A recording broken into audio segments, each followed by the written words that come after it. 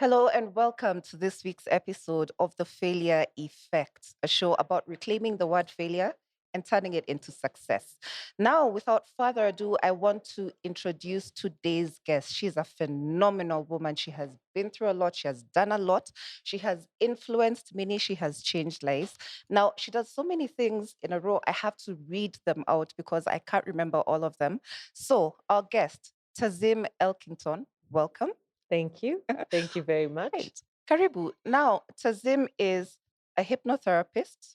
She's a talk therapist, a regression therapist, an evolutionary disruptor. We'll find out very soon exactly what that means. An authentic leadership coach and a public speaker. And I'm pretty sure you've heard of her, right? And if you haven't, then you will find her on the social media handles that we will show you in a few minutes. But otherwise, Tazim, I want to go straight into your story because you come from a very, very fascinating background, right? Thank you. Fascinating, Yeah. challenging, Yes. and expansive. Yes. Okay. All right. So you had a very interesting childhood, right?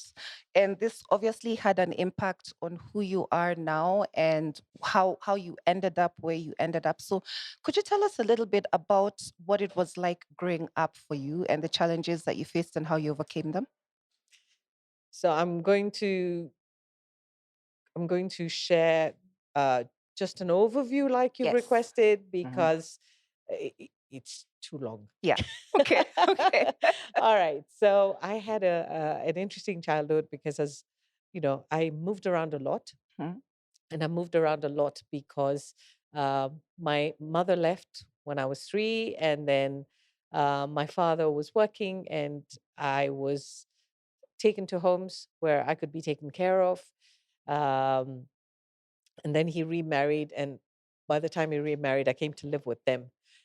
And so it was a very, it wasn't the standard um, childhood where you have a family unit and you grow up with the home and all of that goes with it. So it was a childhood where there wasn't anything solid, there wasn't a clear foundation. And because I lived with different people, it wasn't, and each family has their own way of being, Mhm. there wasn't anything to anchor me into life. And so I realized very early on that I needed to anchor myself Mhm. and to also uh, learn to make decisions for myself, learn to do things for myself. And this was, I think children don't think about these things, they just Mhm. do them because Yes. that's the circumstance, that's the situation. Mhm. And so I learned very early on that I needed to learn how to depend on myself, and myself meant who is myself, Mhm. you know, who is this person? This is a child. What does this child know? Mhm. What does this child understand? What does this child feel? You know, today we ask these questions for children. Those days there was nothing like that. What Mhm. are you feeling? That was not even a question. So um, it was trial and error, Mhm. mess up, trip, fall on your teeth, Mhm. get hurt. Mhm. And in the process, some parts were, okay, you can do this better. And some parts were, you've messed up. Yeah. So can you really trust yourself? Mhm. So very early on, it became a story about a person that had to look for ways of surviving, Mhm. living, and finding ways to deal with the world. Mhm. And so that's what happened. Okay. So when you say that you moved from house to house, were these relatives? Were these friends that you were living with? They were, one was a family, one was family. This was my dad's stepsister. Then there were uncles and aunts, and then there were people I didn't know. Mhm. So it was a mixed bag. Okay. All right. So At what point, do you remember at what point it is or what age it was that you finally took control of your life and you said, right, I'm striking it out by myself? Just before I turned 18, Uh-huh. and I decided, okay, I've got to figure out what this life means. I mean, the question, what am I doing here? Mm-hmm. What is everybody doing here? These questions were there, maybe not clear because I was too young. But just before I turned 18, I thought, you know what? I can't hack this anymore. Mm-hmm. First of all, I need to understand this country I'm born in because I don't really know it. I don't know the people. Mm-hmm. I have not, I was in that brown lane, Yeah. and I didn't want to stay there Mm-hmm. because I felt that, I needed to understand the Mm-hmm. cultures and the more about Kenya. In fact, it's shocking. I didn't even know much about the tribes, about uh, how Kenya got its independence. Mm-hmm. I mean, our education systems also don't teach us all of True. this. True. True. So I felt quite ignorant. Mm-hmm. And so to want to get over my ignorance, I needed to break out. Mm-hmm. And so I did, and I left home, Okay. and I decided to carve my own path. Mm-hmm.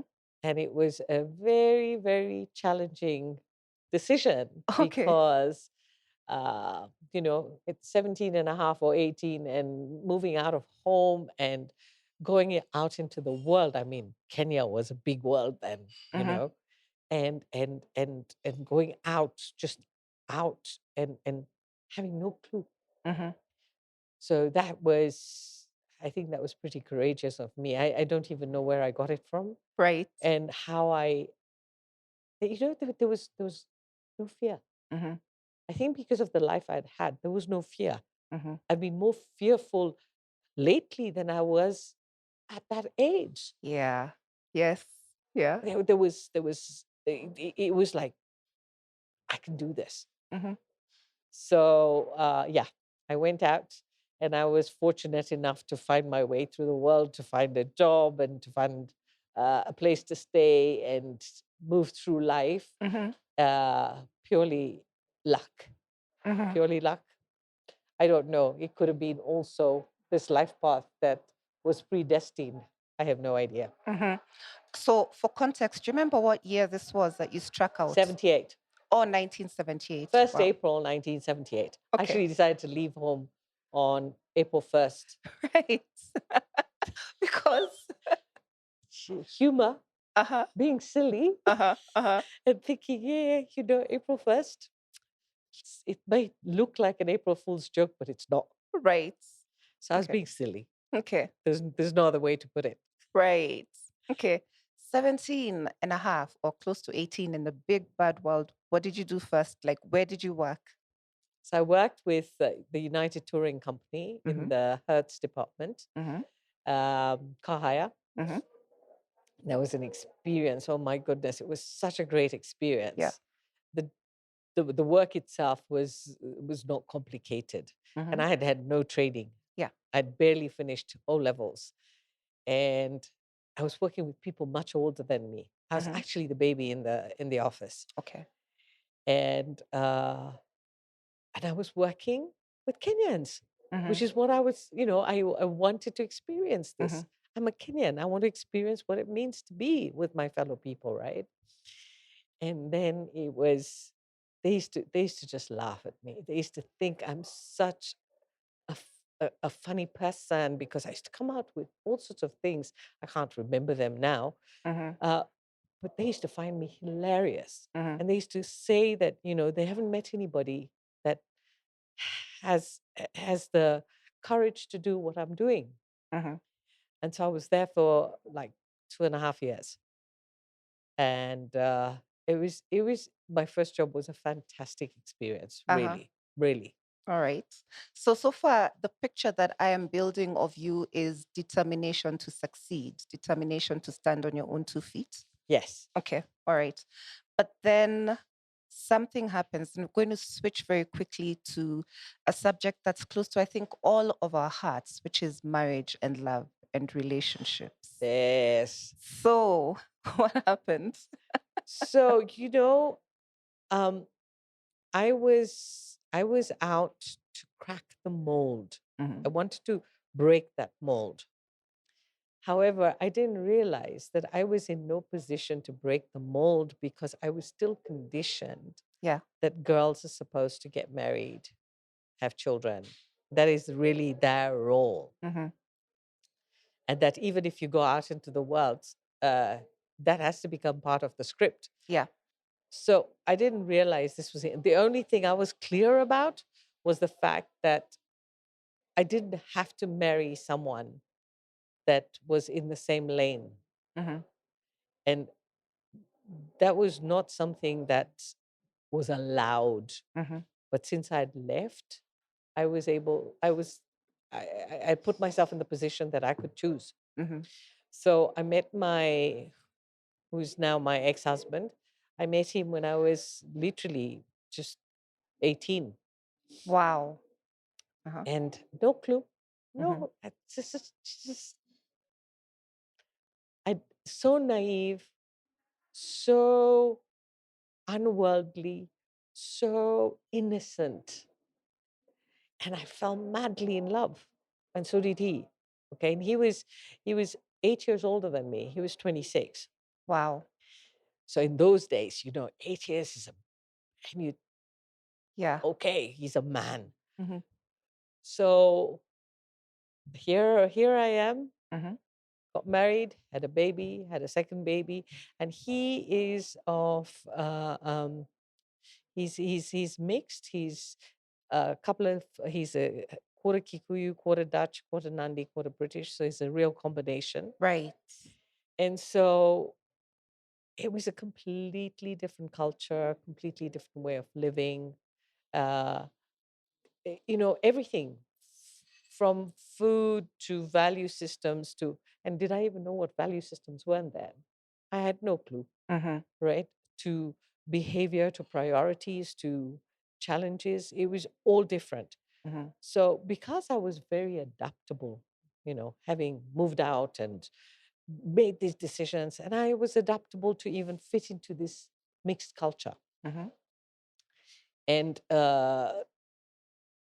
it was educational because it was a mix of many different flavors. Uh, and so, unfortunately, the marriage wasn't working right from Hmm. the get go. Okay. I knew that because I didn't have a foundational understanding of the roles of male, female in relationships, it was off the cuff, Hmm. let's build as we go along. And his father died when he was 8 years old. So Right. he didn't have a father figure in his life. Hmm. So he didn't know either. And his mother had 8 kids. So Wow. he- the clash of um, not even the clash, the difference of different backgrounds, different understanding, different culture. It happens even if you come from the same tribe, you Yes. know. So can you imagine with these stark differences? It wasn't we didn't choose an easy path. Yeah. And then there were externalities that also impacted us and you know, our culture, we've got to get some of our stuff Yes. together, the alcohol and the womanizing and Yeah. all of that. Hmm. So at some stage, I couldn't take it anymore. Um, it was extremely painful. Okay. And my concern were my children Yes. because they were growing up, they were seeing a lot of disruption, dysfunctionality, Hmm. um, hearing things they ought not to hear and seeing things they ought not to have seen. Yeah. Um, and therefore, uh, at some stage, it took years. Hmm. I gathered up. I tried initially, but I wasn't ready, and he convinced me to stay. and it was better I stayed because I'd have not managed. Okay. So I decided do the best we can, but it wasn't going to work. There was Okay. too much pain under the bridge. Right. And so at some point, I made the decision it's time to go. Mm-hmm. And by then, we'd been married for nearly 15 years, Mm-hmm. and the girls had grown up in that environment. Mm-hmm. Um, and it's not about who's right, who's wrong. I mean, I I used to get upset, and I had a temper, and I used to, you know, I couldn't hack it Right. because it was, as far as I was concerned, this is not the way to love. Mm-hmm. So then I started the divorce proceedings, and that was a very painful time. Mm-hmm. That was a very, very painful time, and it it it was just challenging, and it Yeah. took 2.5 years, over 2 years, yes. Mm-hmm. Um, yeah, Okay. Right. So in the meantime, while you're going through all of this, you're still building your career pretty determinedly. yes. Okay. How is that going? I had to mask all of this. I Yeah. couldn't go to work Yeah. and fall apart Mm-hmm.